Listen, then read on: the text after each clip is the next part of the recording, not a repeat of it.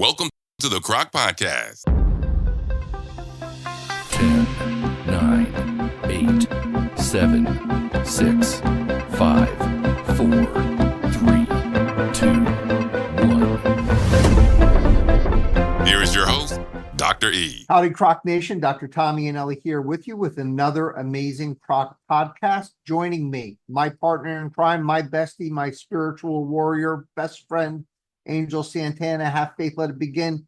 Angel, we're really on a roll now. Let me tell you, with the winds picking up and us here in the Northeast having nothing but fall weather in the soon-to-be summer, we have picked up like a hurricane, with all due respect to hurricane victims, and we are just moving along like the greatest twister, but in a good form, of course. Yeah, and I got to tell you, actually, some good news for you is that it's going to warm up this week. So we're going to go from basically the frigid, Arctic to Puerto Rico for the beautiful white sands and blue ocean of Puerto Rico this week. Ba-da-ba, ba-da-ba. Excellent. See, we do our own music clips. We don't have enough money, to pay someone for a music clip. That's true.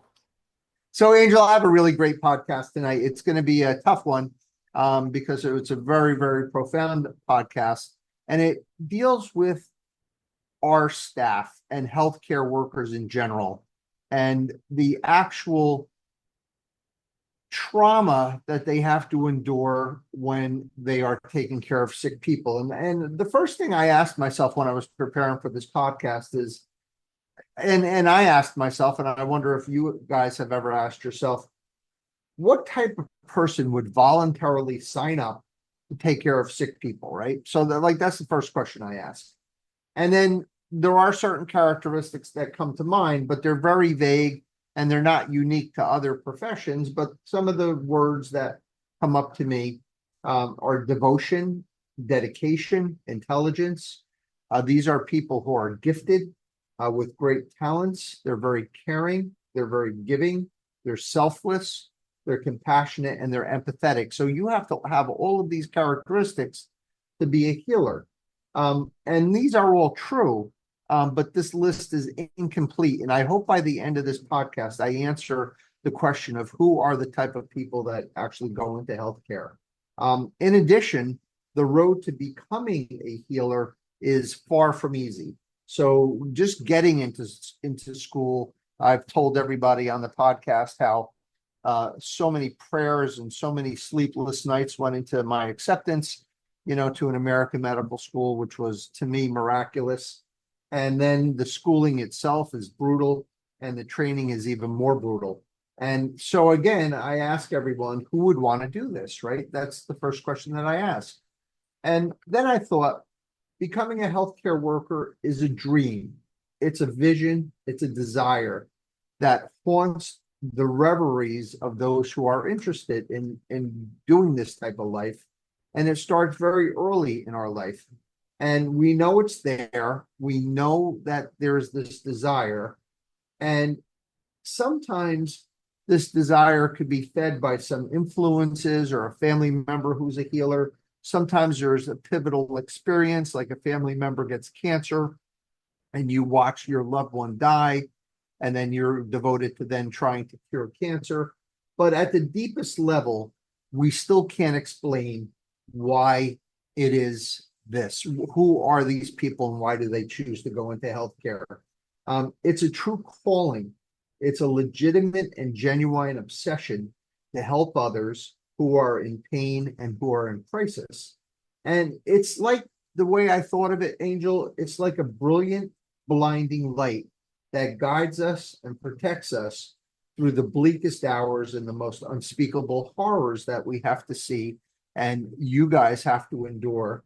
And we have to be not only the people to help you walk you through this, but we have to bear witness to this pain. And there are many times when this light fades, and that exposes the vulnerability of our humanity. Even though we try to be a little bit more than human when we take care of you guys, at the deepest level, we are human and we are frail. And recently, this light stated 2 times in our clinic over the last 2 weeks. And as I said, this was going to be a very profound podcast, and I hope that you stick with it and stick with me. And what I saw in this dusk of pain, as I'll call it, was very sobering, but it was also very enlightening to me. So let's start with Ernest Howard. He was a fine man, Angel, just a good guy. We loved him. We loved taking care of him. He was a prostate cancer patient. He was cherished by the staff. He was funny. He was sincere. And he was always with his son, who was a junior. And they were never apart. And it was actually kind of comical. They were like twins, and they would never be apart from each other, only when Ernest would go in to get his treatments. And on one day, he was sitting in the waiting room waiting for his turn, and he just kind of slumped over, and it looked like he was just sleeping. It was almost like he was tired and he just needed to take a nap, but he stopped breathing. And we called what I hate, and Angel is the best at this, and Nick is the best at this, when they have to take these high pressure calls and then get everybody mobilized. I hear Code Blue Cancer Center radiation oncology, and those are the words I never want to hear. And the code team came and they worked furiously on him to revive him. And usually, Angel, when these things happen, I just kind of disappear because I let the code team do their thing, and that's what they do their magic. That's exactly what they do. But that day I couldn't move, Angel. None of us could move. The entire staff witnessed this. Everyone from the clerical staff to the front desk, the therapists, the nurses, the administrators, none of us could move. We were absolutely immobilized. And just, it was horrifying to watch them shock him, and his son was there. It was just absolutely horrible, horrific. It was like we were in a bad dream. We were just wanting to wake up. We just wanted to knock our heads against the wall and wake ourselves up. And, I think we all thought, well, Ernest can't be dying. He has prostate cancer. We're going to cure him of his prostate cancer. We never thought for 1 second that he might have another medical issue or his heart might just give out. Like, not here, not now, not on our watch. Matt Doyle is a fine man, also a prostate cancer survivor, New York City retired fireman, pillar of his community, pillar of his family, who not only raised his children, but he also raised his granddaughter, who was diagnosed with type 1 juvenile diabetes at a very early age. And despite this hardship, she worked hard and she was raised the right way, thanks to him. And she got accepted into an excellent college, and she was doing amazing. And every time we would see him for follow-up, he would brag, and he was so proud. And he told us of her journey and her successes.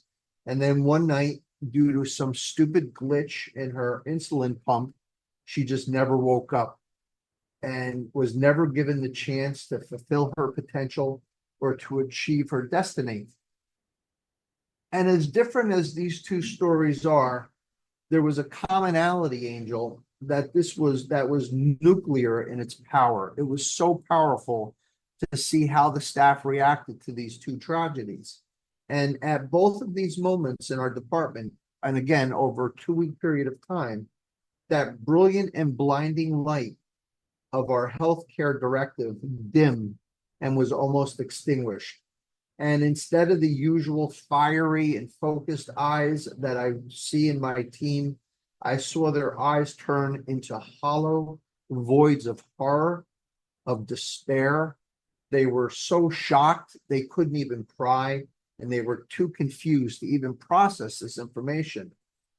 And Angel, it was then at that moment that I realized that what we ask of our staff, all of the trauma, all of the horror, all of the pain, all of the fear, from the front desk to our amazing switchboard, our operators, Angel and Nick and all their crew, the security guards, housekeepers, clinical staff, anybody and anyone who works in healthcare is at best unrealized and unrecognized. We don't recognize or help them realize this trauma.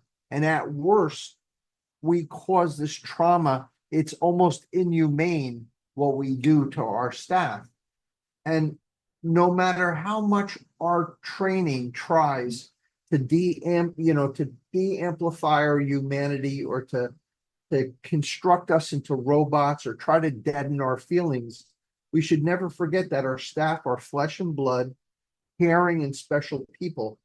These are people, Angel, who have devoted and sacrificed their lives to make others feel less pain, feel less afraid, feel safe, feel cared for. And these are the people who we've worked with for decades, like David Garcia and all of our therapists and all of our nurses. They become our friends. And these are the people who are at highest risk because of this trauma for depression, for anxiety, for burnout, for addiction issues, and of course, suicide.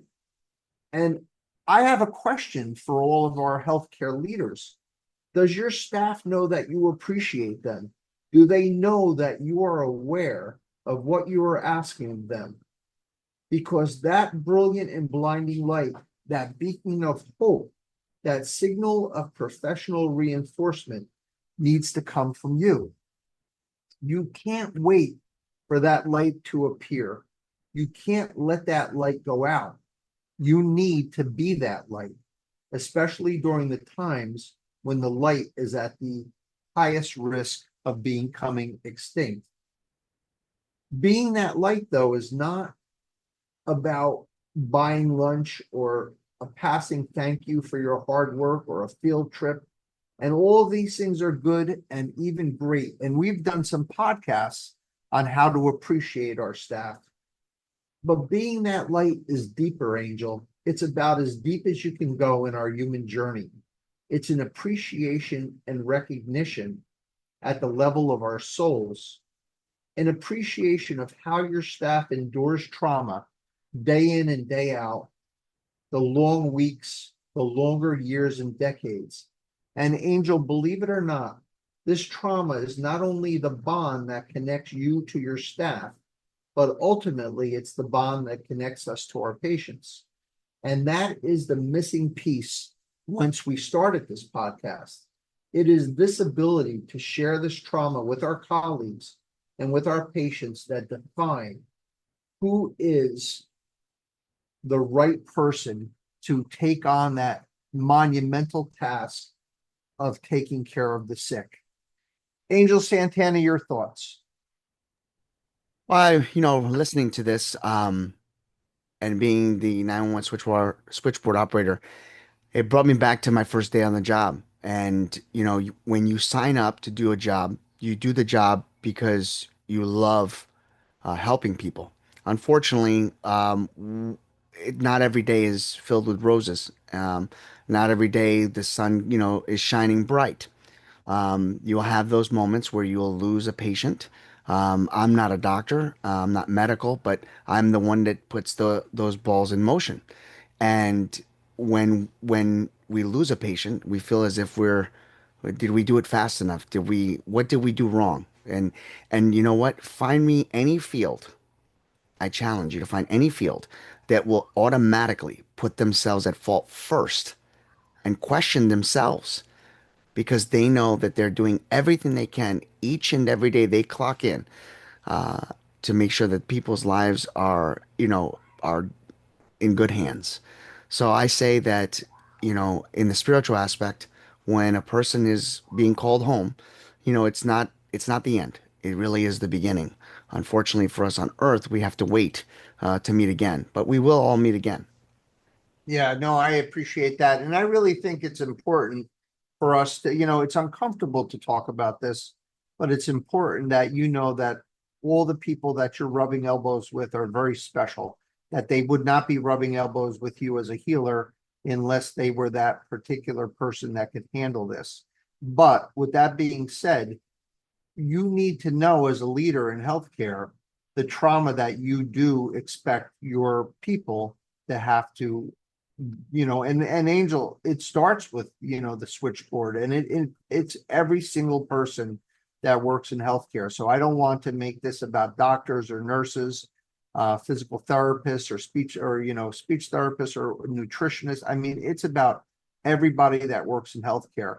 And, in a way, I think it's very, rewarding for me, to be able to kind of have had this realization. It took two very, very traumatic, stories, to open my mind and my eyes to see what I expect our staff to go through and not even wince or not even feel. And that's wrong. So I really want this podcast. And I know it's a cancer support, cancer survivor, thriver podcast platform for you guys, for our survivor thrivers. But sometimes I need to kind of turn the lens on itself, for our healthcare workers who are so important in your journey. And I know that you guys are probably thinking, well, it's our trauma and it's our pain. And, who are you guys to feel traumatized by our trauma? But we're human and we do. And I think it's out of respect for our survivor thrivers and with the recognition that this is the bond that holds us together, not just the healthcare workers, but also our survivor thrivers. And it makes it sort of a triangle. It's like we are connected to each other, but we're connected to the survivor thrivers who are connected to each other. And then it sort of completes the triangle. So I hope that you guys take this podcast in the right light. And especially, for healthcare workers, God bless you. And thank you for being that special type of person who could take care of sick people. And Angel, I'm going to end this podcast as I end them all with a great deep prayer. And this one prayer is going to go out to our care, to our healthcare workers. Please know that you are recognized and we do realize what we ask of you and demand of you and expect of you. And I want to let you guys know that you are loved, you are appreciated, and you are respected. And we wish you all a long, healthy, happy, not just a cancer-free life, and not a life without trauma, but a life where you're able to have your coworkers help you adapt and adjust and conform to that trauma. God bless you. God be with you. Peace. Hey, Croc Nation. Don't forget to like, subscribe, and share the podcast to your friends. Visit our website, crocvip.com. We would love to hear your feedback.